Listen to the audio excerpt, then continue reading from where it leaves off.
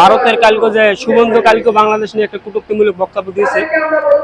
তো আমি বলবো ভারতের জনগণকে আপনারা গোবর খেয়ে বাঁচতে হবে, কারণ আপনাদের দেশে যে সরকার আছে এরা পার্শ্ববর্তী দেশগুলোর সাথে আধিপত্য বিস্তার করতে গিয়ে যেভাবে ব্যবসায়িক নিয়ন্ত্রণ হারাচ্ছে, এতে আপনাদের দেশের মানে আপনারা যারা কৃষক আছেন ভারতের, আপনাদের গোবর খেয়ে বাঁচতে হবে, আর কিছুদিন পর গোবরও পাবেন না। কারণ দেখেন, আপনারা কিছুদিন আগে আপনার মিডিয়ার মাধ্যমে দেখতে পাচ্ছি ওদেশে পেঁয়াজ আলু নিয়ে ওদেশের কৃষকরা এখন বর্তমানে রাস্তা অবরোধ করেছে।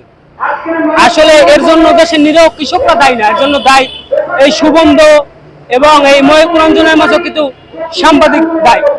এবং আমি বলবো ভারতের কৃষকদেরকে বলবো, আপনারা এই ময়ূরঞ্জন এবং এই সুবন্ধর মতো ব্যক্তিদেরকে আপনারা গণপিটুনি দেন, নয়তোবা আপনাদের গোবর খেয়ে বাঁচতে হবে। এবার আসেন, আমি ভারতের যে প্রধানমন্ত্রী আছে নরেন্দ্র মোদী, ওনাকে কিছু আমি কথা বলবো। আপনার পাশে যে অ্যাটম বোমাটা রাখছেন, 5 তারিখের পর থেকে আমার দেশ থেকে খুঁজে আর পাই না, যিনি দিনের ভোট রাত্রে নিয়ে দেশে সরকার হয়েছিল, ওই ব্যক্তিটারে আপনার দেশে আশ্রয় দিয়েছেন। ওই ব্যক্তির কারণে আপনি স্বৈরাচার, আপনিও স্বৈরাচার হয়ে যাবেন। কারণ আমার দেশ থেকে তো পালিয়ে আপনার কাছে যাইতে পারছে সে, কিন্তু আপনি কোন দেশে যাইবেন? আপনার পার্শ্ববর্তী দেশগুলোর সাথে তো সম্পর্কও ভালো না, তা আপনি কই যাবেন? কাজে আপনার শীতে যে আগুন দেবে এরকম সিচুয়েশন থাকবো না। এর কারণ হচ্ছে আপনার পার্শ্ববর্তী দেশে যাইতে পারবেন না। আপনার দেশের জনগণ যদি সচেতন হয়, তা আপনাকে আমার দেশের মতো যেরকম অবস্থা হয়েছে, নরেন্দ্র মোদী আপনাকে ওই অবস্থা হবে।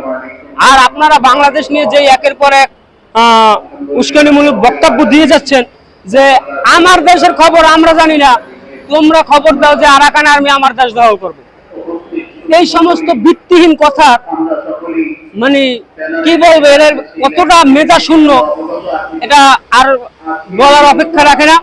এবং ভারতের বিরোধী দলীয় নেতা যারা আছেন এদেরকে আমি বলবো, আপনার দেশে মোদির পাশে যে পরশ পাথর আছে, ওই পরশ পাথরের তাড়াতাড়ি আপনার দেশ থেকে সরান, আমার দেশে পাঠান। সে পরশ পাথরকে আমার দেশে একটি স্বৈরাচারী জুলুমতন্ত্র যে কায়েম করছিল হাসিনা, তিনি আমার দেশ থেকে পালিয়ে আপনার দেশে গিয়েছে, তিনি এখন মোদির পাশে আছে।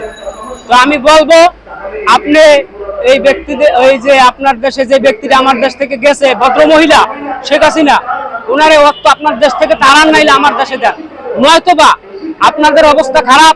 কেননা ওনার মাথায় এমন পরিমাণ বুদ্ধি আছে যে একটা দেশের বিরোধী দলকে কিভাবে দমন পীড়ন নির্যাতন করতে হয় সেটা শেখ হাসিনা জানে।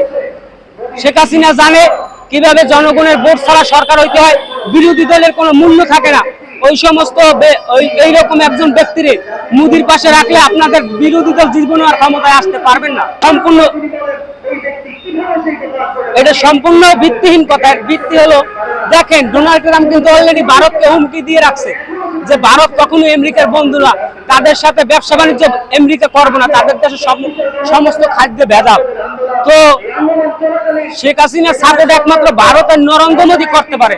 নরেন্দ্র মোদী ডোনাল্ড ট্রাম্পকে উস্কে দিয়ে কিছুটা একটা করতে পারে, কিন্তু ডোনাল্ড ট্রাম্পের পক্ষে এটা কোনোদিনই সম্ভব না। একটা স্বাধীন সার্বভৌমত্ব রাষ্ট্রে শেখ হাসিনার মতো একজন স্বৈরাচার খুনিকে আবার বাংলাদেশে যে দেশের জনগণ প্রত্যাখ্যান করেছে, তাকে আবার এই দেশে ক্ষমতায় বসাবে, এটা মানে সম্পূর্ণ ভিত্তিহীন একটা কথা।